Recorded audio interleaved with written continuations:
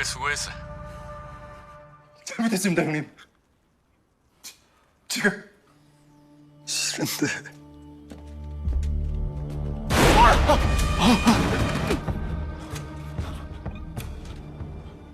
어떡하지? Setelah kejadian penembakan itu, Duyong menjebak si pengkhianat yang bernama Yang Ho. Awalnya si Yang Ho ini menelpon orang suruhannya yang ia kirim untuk membunuh Duyong di penjara. Namun, dikira lemah ternyata Duyong bisa menghabisi orang-orang yang dikirim Yang Ho di penjara waktu itu. Lalu pada akhirnya, Duyong bisa menjebak Yang Ho dan menembaknya.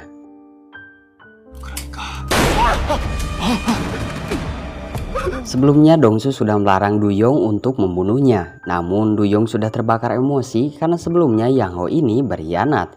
Dan kemudian Duyong menodongkan senjatanya ke arah Dongsu. Di sini Dongsu ketakutan dan memberikan sedikit masukan jika Duyong membunuh banyak orang, maka akan semakin berat hukumannya. Duyong terdiam sejenak, tapi dia tidak mau menuruti Dongsu.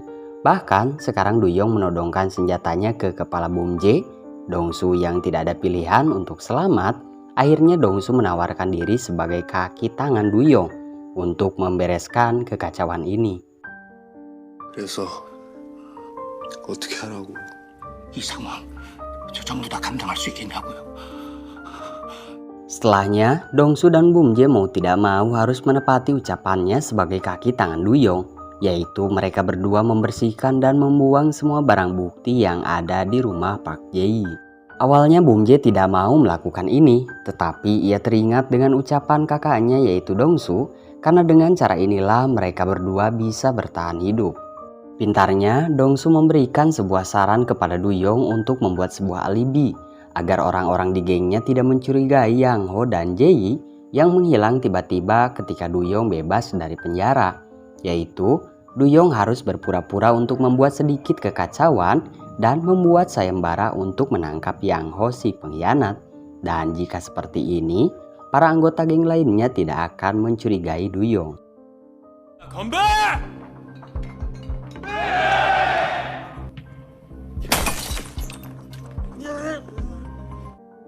Pagi hari pun tiba. Dongsu terbangun dari tidurnya karena diganggu oleh Min-hee.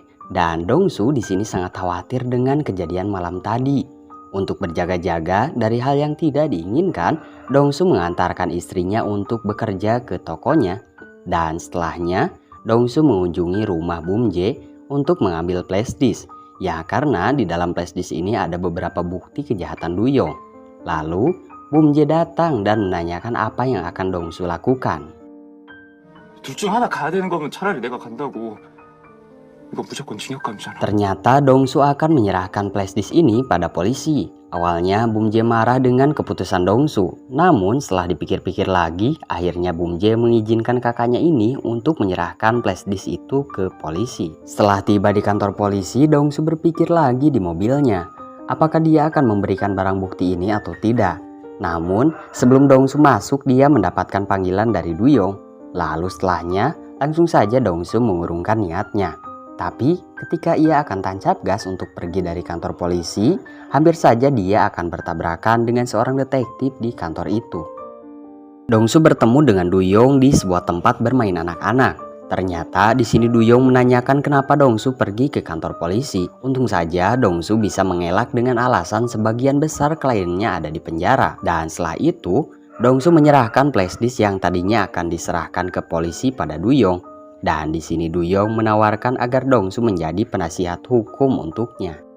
것보다 고문 변호사 혼나잖아. Scene berpindah ketika Dongsu khawatir dengan Min-hee.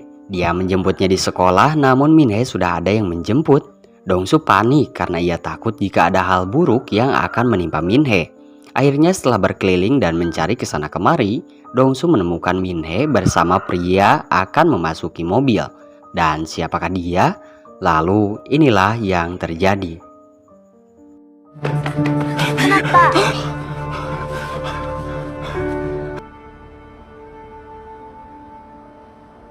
Ternyata itu bukan Duyong atau orang jahat yang akan mencelakai Min-hee. Pria ini adalah seorang detektif pindahan dari Seoul Detektif ini juga ternyata satu gedung dengan apartemen yang Dongsu tinggali. Detektif ini bertanya, apakah Dongsu ingin melaporkan sesuatu? Awalnya di sini Dongsu memberitahukan tentang kekejaman dan kegilaan seseorang beberapa hari yang lalu. Namun untungnya, di sini Dongsu langsung mengalihkan pembicaraan karena dia teringat dengan Duyong dan teringat dengan ancamannya. 폭력적이고 무자비하고. Dan ketika pulang, Minhe menunjukkan sebuah boneka yang lucu pada Dongsu. Di sini Dongsu menanyakan dari mana Minhe mendapatkan boneka ini, apakah dari bibinya atau dari Bumje ayahnya. Namun, ternyata boneka yang Minhe dapatkan ini adalah dari Doyung. Minhe menjawab bahwa boneka ini dari paman Doyung. Dan esoknya Dongsu memberitahukan ini kepada Bumje bahwa Doyung sekarang sudah dekat dengan Minhe. Tentu saja sebagai ayah, Bumje sangat marah dan berpikiran negatif bahwa Doyung akan memanfaatkan Minhe juga. Akhirnya mereka berdua menyusun strategi untuk menjebloskan Doyung ke penjara agar tidak mengganggu keluarga mereka, yaitu Dongsu akan memanfaatkan tawaran Doyung tempo hari yang lalu untuk menjadi penasihat hukumnya.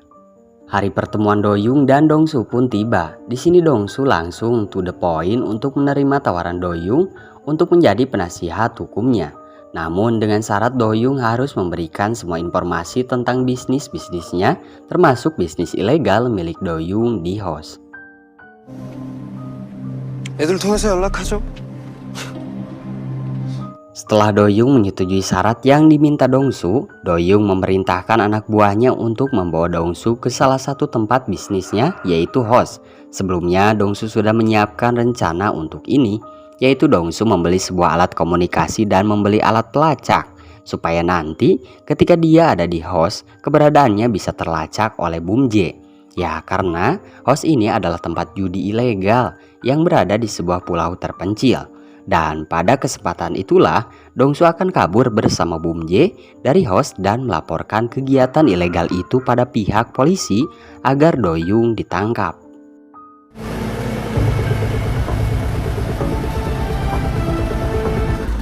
아이 돈값도 못하고 왜 이래 진짜.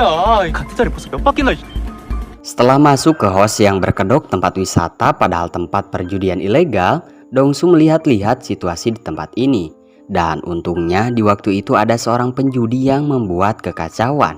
Dongsu langsung memanfaatkan kesempatan ini untuk berpura-pura ingin ke toilet pada Doyung. Tapi ternyata Doyung malah bersembunyi dan mengaktifkan alat pelacaknya agar terdeteksi oleh Bumje. Dan Dongsu juga langsung melaporkan beberapa patokan untuk pergi ke pulau ini. Lalu setelahnya Dongsu pergi melarikan diri untuk menemui Bumje di pinggir pantai. Namun sayangnya Doyung melihat itu dan Dongsu pun pergi ketika sirine polisi mulai terdengar jelas.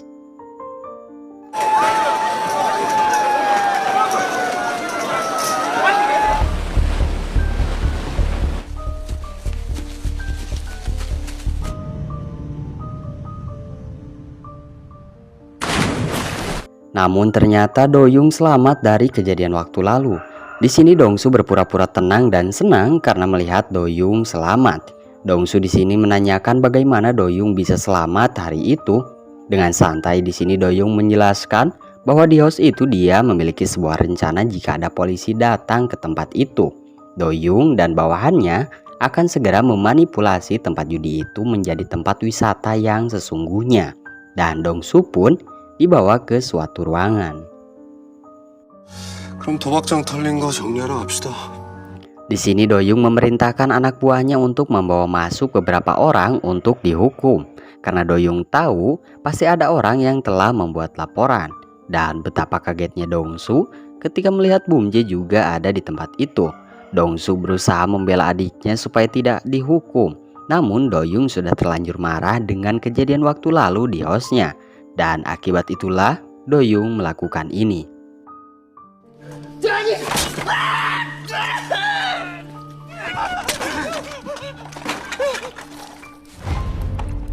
Ketika giliran Bumje yang akan dihukum, Dongsu mencoba membela Bumje sampai tangannya harus berdarah menahan tajamnya pisau itu. Doyung menyuruh Dongsu untuk melepaskan tangannya, namun Dongsu tetap tidak mau melepaskannya. Hingga akhirnya Dongsu di sini memiliki sebuah ide untuk menebus kesalahan Bumje. Ya, karena sebenarnya Bumje lah pelaku sebenarnya yang membuat laporan pada polisi. Ide Dongsu yaitu membuatkan Doyoung sebuah bisnis gaya baru, yaitu Doyoung memiliki sebuah situs judi online yang akan meraup lumayan banyak keuntungan. Salah satunya, Doyoung akan terhindar dari penangkapan karena jika ini sudah diketahui pihak kepolisian, Doyoung bisa dengan mudahnya melarikan diri. Lalu pada akhirnya, Doyoung memikirkan rencana ini dan melepaskan Bumje dan Dongsu. Scene berpindah ketika Dongsu menemui istrinya. Dia menanyakan surat yang dibawa istrinya itu. Dan di sini si istri memberitahukan bahwa itu adalah surat laporan pelecehan seksual yang dia buat untuk melaporkan atasannya waktu itu. Ya karena si atasan tidak diaudit dan tidak mengundurkan diri. Namun si atasan malah mengambil cuti selama 1 bulan dan Dongsu yang mendengar ini pun sangat marah. Bertepatan dengan itu, Doyoung dan anak buahnya sedang membahas tentang bisnis judi online yang akan Dongsu buat untuknya. Doyoung meminta sedikit saran kepada bawahannya itu dan meminta beberapa informasi lagi tentang Dongsu. 얼마 안 됐을 때라 타격이 꽤 컸던 것 같습니다. 약속한 일은 반드시 해낸답니다. 자존심이 많이 상했겠네. Dongsu yang sebelumnya marah karena mendengar si pelaku pelecehan cuma mengambil cuti selama 1 bulan, langsung mendatanginya. Dongsu akan menghukumnya secara pribadi, namun dia malah gagal dan mengakibatkan ia dibawa ke kantor polisi.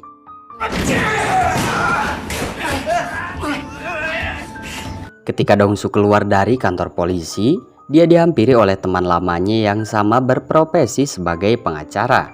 Dia mengejek Dongsu dan memperlihatkan surat untuk Dongsu, yaitu Dongsu harus menjaga jarak dengan Pak Seo yang telah melakukan pelecehan.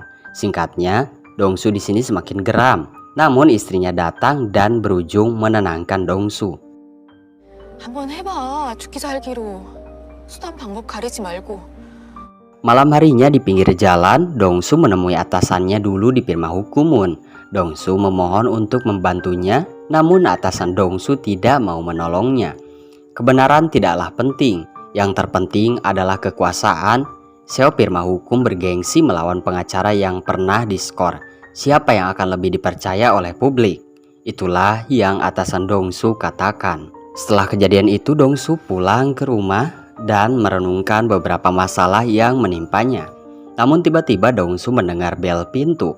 Dongsu kira itu istrinya, namun ternyata itu adalah Doyoung yang berkunjung ke rumahnya.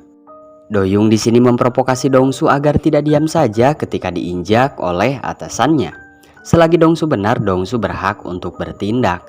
Dan Doyoung di sini memberitahu Dongsu bahwa dia telah menghandle pengacara Moon Hae-jun yang akan membuatnya gagal datang ke persidangan untuk membela Seo, si pelaku pelecehan terhadap istri Dongsu.